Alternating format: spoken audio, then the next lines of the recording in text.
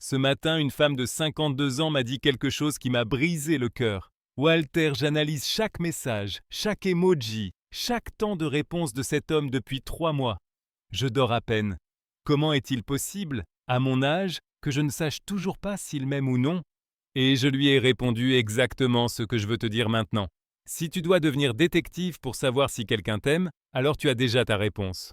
Regarde, après plus de 20 ans à entendre les histoires de femmes intelligentes, réussies, mûres, qui se transforment en adolescentes incertaines à la vue d'un téléphone, j'en suis arrivé à une conclusion inconfortable mais nécessaire. Nous avons fait de la souffrance émotionnelle notre norme. Nous avons accepté que l'amour doit être confus, compliqué et plein de signaux contradictoires. Mais ce n'est pas vrai. Le véritable amour est tout le contraire.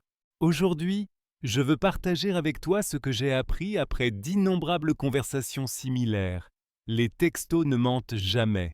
Ils sont des fenêtres transparentes sur les véritables intentions d'une personne. Et si tu apprends à les interpréter correctement, tu ne te perdras plus jamais dans ce brouillard émotionnel qui nous épuise. Parce que nous n'avons plus de temps pour les jeux, plus d'énergie pour les énigmes émotionnelles. Nous savons maintenant que notre temps est précieux et que nous méritons la clarté, pas les devinettes. Nous méritons des hommes qui savent ce qu'ils veulent et qui le communiquent, sans nous blesser. C'est pourquoi je vais te donner 14 signes qui changeront à jamais ta façon d'interpréter les messages. 10 signes qui crient un intérêt sincère et 4 signaux d'alarme que tu ne manqueras plus jamais. Et je ne te dis pas ça à partir d'une théorie romantique, mais de mon expérience clinique. Commençons par le premier signe, quelque chose que beaucoup de femmes sous-estiment. Quand un homme est vraiment intéressé, il n'a pas besoin de raison pour t'écrire. Il t'envoie un beau jousseau. Parce qu'il s'est réveillé en pensant à toi. Il te demande comment s'est passée ta journée parce que ça l'intéresse vraiment. Il engage des conversations sans arrière-pensée, sans rien attendre en retour, simplement parce qu'il cherche une connexion avec toi. Et voici quelque chose de fascinant, issu de la psychologie masculine. Quand un homme est sincèrement intéressé, il ne compte pas les mots, ne planifie pas de tactique, ne calcule pas les temps de réponse. Il y a une aisance naturelle. J'appelle cela la communication issue de la plénitude émotionnelle. Elle est constante. Et cette constance est le langage de l'amour mature. Ce que j'observe encore et encore, c'est la différence entre les hommes vraiment intéressés et ceux qui ne font que passer le temps. Les conversations superficielles sont le refuge de ceux qui ne veulent pas s'engager émotionnellement. Un homme qui veut vraiment te connaître va bien au-delà d'un « ça va » ou « tu fais quoi ». Il te demande tes rêves, tes peurs, ce qui te touche et te fait vibrer. Il veut découvrir ton monde intérieur, pas juste effleurer la surface de ton agenda. Et voici l'une des leçons les plus fortes tirées de ma pratique thérapeutique. Il y a une différence énorme entre quelqu'un qui te connaît et quelqu'un qui te perçoit vraiment. Si quelqu'un s'intéresse à toi, il se souviendra des détails importants de ta vie. Il se rappellera ton rendez-vous important mardi, ton inquiétude par rapport à ton examen médical, la discussion difficile avec ta sœur. Pas parce qu'il a une mémoire exceptionnelle, mais parce que tu comptes pour lui. Les neurosciences nous l'expliquent clairement. Notre cerveau enregistre ce qui est émotionnellement significatif pour nous. Si quelqu'un retient tes détails, c'est que son cerveau, consciemment ou non, priorise tout ce qui te concerne. C'est un signe indiscutable que tu occupes une place importante dans son univers émotionnel et mental. Et laisse-moi te dire ce que je vois encore et encore dans mon travail. Un homme véritablement intéressé n'attend pas un moment de libre pour t'écrire. Il t'intègre dans son quotidien. Il te dit qu'il est coincé dans les embouteillages, que son patron le stresse, qu'il a découvert une chanson qu'il adore. Il partage avec toi les petits moments de sa journée, pas seulement ses moments forts. J'appelle cela l'intimité de l'ordinaire. Quand quelqu'un te raconte des détails apparemment insignifiants de sa journée, il t'invite dans son monde réel, pas dans une version embellie de lui-même. Il te dit, sans un mot, « Je veux que tu en fasses partie, de tout, même du quotidien. » Et voici un point que beaucoup de femmes ne comprennent pas pleinement. Un homme qui respecte ton intelligence émotionnelle ne te laisse pas dans le flou. S'il ne peut pas répondre tout de suite, il te l'explique. Il ne disparaît pas sans commentaire. Il ne te laisse pas sur lu, comme si tes mots ne comptaient pas. Il écrit « Je suis en réunion, je t'écris après » ou « Je suis un moment hors ligne, mais on continue plus tard ». Ce n'est pas un amour extraordinaire, c'est du simple respect. Mais nous vivons à une époque où même la plus simple attention est tellement rare qu'on la confond avec de grandes démonstrations romantiques. Et non, ma chérie, c'est le minimum que tu dois attendre de quelqu'un qui prétend être intéressé par toi. Maintenant, passons à quelque chose que je trouve particulièrement révélateur. Le rire partagé. Quand un homme t'envoie des choses dont il sait qu'elles vont te faire rire, des mèmes que vous seuls comprenez, des blagues intérieures que vous avez créées ensemble, il te montre qu'il pense à toi tout au long de la journée, que sa première réaction devant quelque chose de drôle est « il faut que je lui envoie ça ». Le rire, d'après mon expérience clinique, est le langage de l'intimité émotionnelle. C'est la manière la plus naturelle de créer de la complicité, un monde à vous, ce sentiment de « nous contre le reste du monde » qui caractérise les relations solides. Cela m'amène à un autre point décisif. Les vrais compliments vont bien au-delà de l'apparence.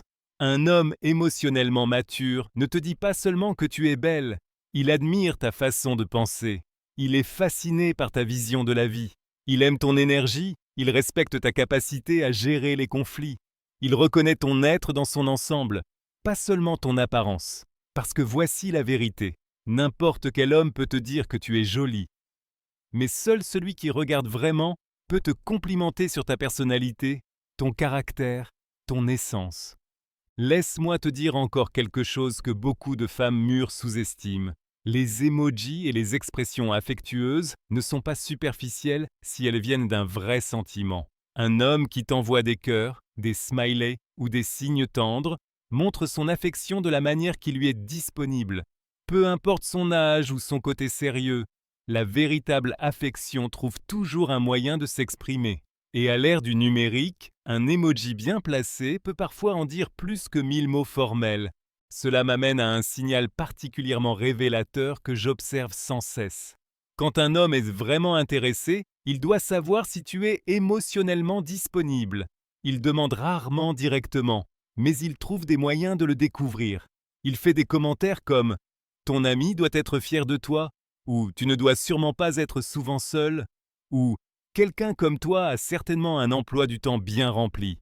Ce sont des tentatives indirectes, presque timides, pour sonder la situation, savoir s'il a une chance avec toi ou s'il se fait juste des illusions. C'est sa façon de se protéger émotionnellement, tout en explorant prudemment si le chemin en vaut la peine. Et enfin, le signe le plus important et peut-être le plus évident, un homme réellement intéressé ne se contente pas d'une relation virtuelle éternelle. Il crée des occasions de te voir en personne. Il propose de prendre un café, de faire des activités ensemble, cherche des prétextes pour te rencontrer dans la vraie vie. Car au fond de lui, il sait quelque chose que beaucoup oublient, les vraies relations naissent de la proximité physique, d'une alchimie que l'on ne ressent que lorsque deux corps partagent le même espace, de conversations qui coulent naturellement quand aucun écran ne s'interpose. Un homme qui veut vraiment te connaître fera tout pour passer du monde numérique au monde réel avec toi. Il prendra le risque d'être rejeté. Il acceptera l'incertitude d'une première rencontre. Il misera sur la possibilité de quelque chose de vrai. Parlons maintenant des 4 signes qui devraient déclencher toutes tes alarmes internes. Ces drapeaux rouges que ton intuition sent depuis longtemps, mais que ton esprit essaie sans cesse de justifier. Le premier drapeau rouge est peut-être le plus douloureux. Des réponses brèves et émotionnellement froides. Tu t'ouvres, tu partages quelque chose de personnel, de significatif, et il répond par un simple « ok »,« cool »,« sympa ». Ce n'est pas de la timidité, ce n'est pas un manque d'expression, ce n'est pas non plus typiquement masculin, c'est de l'indifférence émotionnelle pure. C'est sa façon de te dire, sans mots, que ce que tu ressens, ce que tu vis, ce qui compte pour toi, ne provoque aucun écho intérieur chez lui. Et voici quelque chose qui me brise souvent le cœur dans la pratique. Des femmes intelligentes qui se trouvent des excuses pour ce genre de comportement. Il est comme ça, il n'est pas très expressif. Les hommes ont du mal avec les émotions. Non, ma chère, si quelqu'un veut vraiment créer un lien avec toi, il trouvera toujours un moyen. Le deuxième drapeau rouge, des messages qui n'arrivent que la nuit ou très tôt le matin. Si toutes vos conversations ont lieu après 22 heures ou 23 heures, si ces messages affectueux ou suggestifs n'apparaissent que lorsque le monde dort, ce n'est pas une coïncidence. Il ne cherche pas une connexion profonde. Il ne veut pas construire quelque chose de réel et durable avec toi. Il cherche une compagnie nocturne, un divertissement tardif, quelqu'un pour satisfaire des besoins, mais pas émotionnels. Un homme qui veut réellement construire une relation avec toi t'écrira à 15 heures pour savoir comment se passe ta journée. Il t'appellera le dimanche matin pour entendre ta voix. Il te contactera quand la vie est en plein mouvement, pas seulement quand la nuit le rend solitaire. Le troisième drapeau rouge, malheureusement de plus en plus fréquent, demandez tôt des photos intimes ou du contenu sexuel. Si quelqu'un te demande des images sensuelles, avant qu'une réelle intimité émotionnelle se soit installée, avant qu'il ait mérité ta confiance, avant qu'il ait montré qu'il te respecte comme une personne entière, alors il te montre ce qui l'intéresse vraiment. Il ne se préoccupe pas de tes pensées, de tes rêves, de tes peurs ou de tes espoirs. Ce qui l'intéresse, c'est ton corps, une gratification immédiate, une curiosité qui n'a rien à voir avec une véritable connexion. Et c'est particulièrement important pour nous, les femmes, qui avons assez vécu pour savoir notre sexualité est un cadeau. Elle a sa place là où règne la confiance, le respect et la réciprocité émotionnelle, pas dans un échange pour obtenir de l'attention.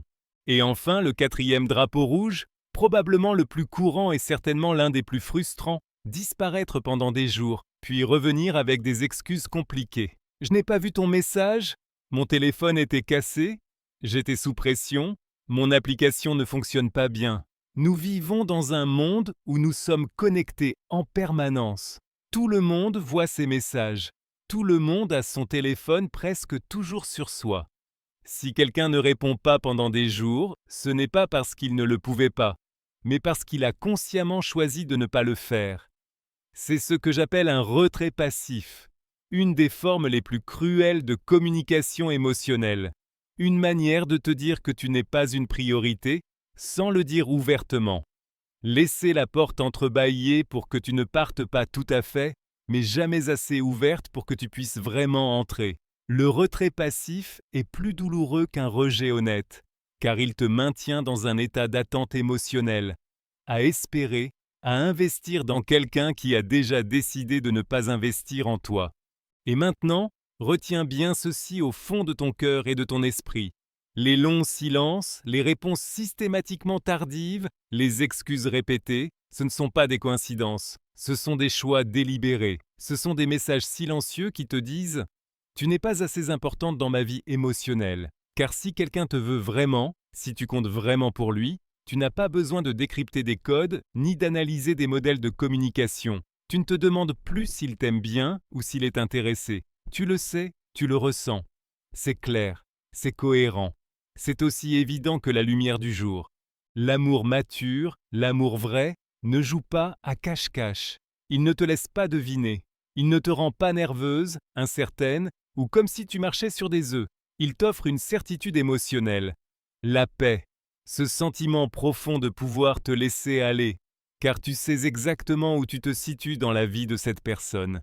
Et cela est particulièrement important pour nous, les femmes, qui avons assez vécu pour savoir.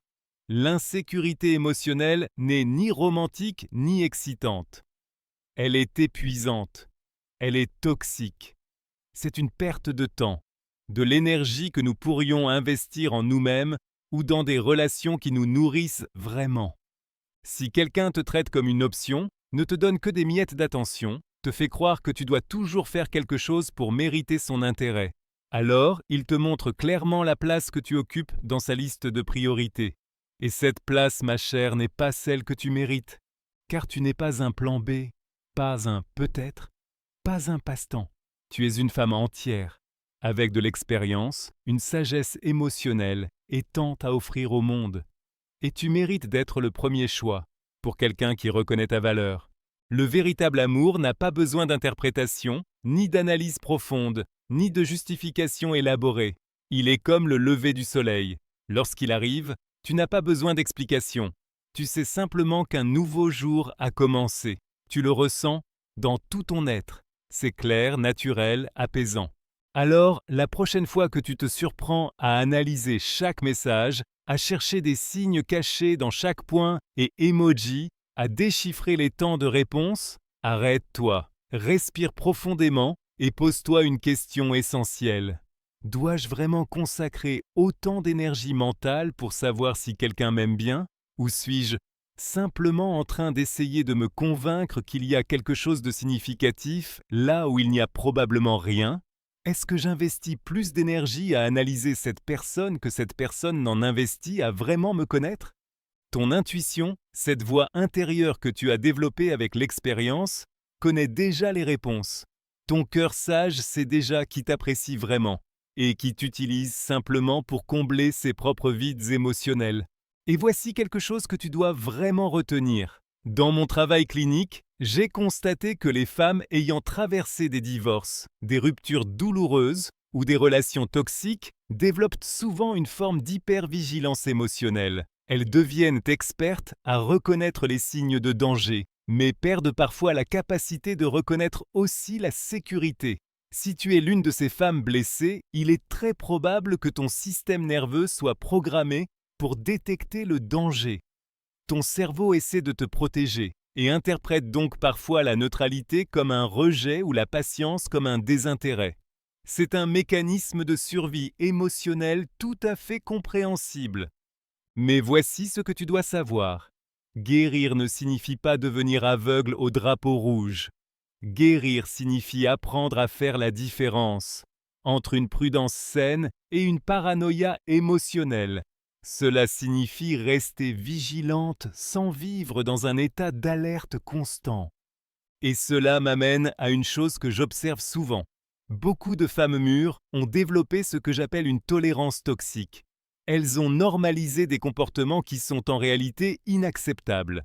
Elles ont abaissé leurs standards au point que la moindre attention leur semble être un grand cadeau. Si tu te reconnais là-dedans, je veux te dire, ce n'est pas ta faute. La société nous a appris que nous devrions être reconnaissantes pour toute attention masculine, surtout lorsque nous n'avons plus 20 ans. On nous a fait croire que notre valeur diminue avec l'âge, que nous devrions nous contenter de moins, que nous devrions faire preuve de plus d'indulgence envers les hommes qui nous traitent mal. C'est un mensonge destructeur que tu dois extirper de ton système de pensée. Ta valeur en tant que femme n'a pas de date d'expiration. Ton droit d'être traité avec respect, affection et considération véritable ne diminue pas avec l'âge, il augmente. Car maintenant tu as la sagesse de savoir ce que tu mérites vraiment. Laisse-moi te raconter ce qu'une patiente de 63 ans m'a dit. Walter, j'ai attendu pendant 40 ans que les hommes changent pour moi. Aujourd'hui, je sais, le seul changement nécessaire, c'était le mien. J'ai dû changer mes standards, revoir mes attentes et mettre fin à ma tolérance envers l'inacceptable. Et voici quelque chose de fondamental que tu dois vraiment comprendre. Reconnaître ces signes ne signifie pas devenir méfiante ou amère. Cela signifie développer ce que j'appelle l'intelligence relationnelle, la capacité à évaluer rapidement et clairement si quelqu'un est un bon investissement émotionnel. Car c'est bien ce que sont les relations, des investissements émotionnels. Tu investis ton temps, ton énergie, ton affection, ton espoir. Et comme pour tout investissement intelligent, tu dois évaluer s'il y a une réelle chance de retour, ou si tu jettes ton capital émotionnel dans un puits sans fond. Un homme qui t'envoie des signaux contradictoires, qui te laisse dans l'incertitude, qui te fait deviner ses intentions, est un mauvais investissement. Peu importe à quel point il est attirant, à quel point il semble réussi, ou à quel point il paraît bien sur le papier. S'il ne peut pas t'offrir de clarté émotionnelle, il ne mérite pas ton investissement. Et voici quelque chose que je considère comme fondamental. Nous, femmes mûres, avons un avantage énorme sur les plus jeunes. Nous n'avons plus besoin de chercher désespérément une validation masculine. Nous ne confondons plus intensité et intimité, drame et passion, possessivité et amour. Nous connaissons la différence entre quelqu'un qui nous veut vraiment et quelqu'un qui a juste besoin de nous, entre quelqu'un qui nous choisit consciemment et quelqu'un qui s'accroche à nous uniquement par peur de la solitude, entre quelqu'un qui nous renforce et quelqu'un qui nous affaiblit. Et laisse-moi te dire encore une chose, ton intuition, cette voix intérieure que tu as développée au fil des années, est ton outil le plus puissant. Ce malaise dans le ventre quand quelque chose ne va pas, cette agitation quand les paroles ne correspondent pas aux actes, ce tiraillement subtil qui te dit « quelque chose cloche ici », c'est ta sagesse intérieure. Écoute-la, ne la rationalise pas, ne la minimise pas avec des phrases comme « je dois exagérer » ou « je suis trop sensible ». Ton intuition est le résultat de milliers de micro-observations que ton cerveau a traitées automatiquement. Ce n'est pas de la paranoïa, c'est de l'information.